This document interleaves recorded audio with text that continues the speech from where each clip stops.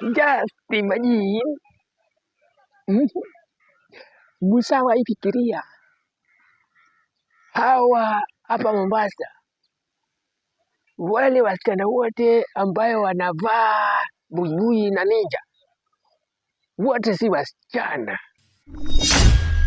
Ndugu yangu mmoja alikuja huko Mombasa, akafika pale Mwembe Tayari. Kufika pale Mwembe Tayari akapatana na mrembo akomua.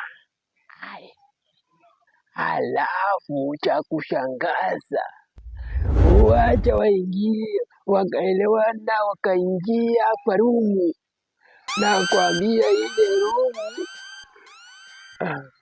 jamaa kidogo akamwambia tutoe nguo, tutoe nguo, akasema yeye anataka kwenda kuoga.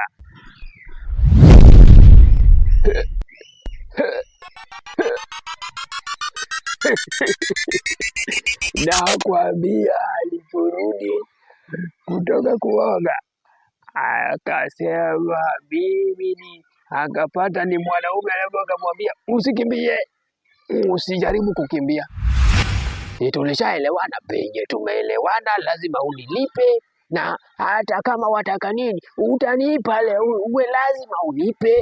Si ulikuwa wataka haki yako nakupa, lakini pesa yangu wanipa, upende usipende utanipatia. Jamaa alitoka ushago bado haelewi, na akaanza kujiuliza, sasa nitampatia aje na ni mwanaume mwenzangu? Noma.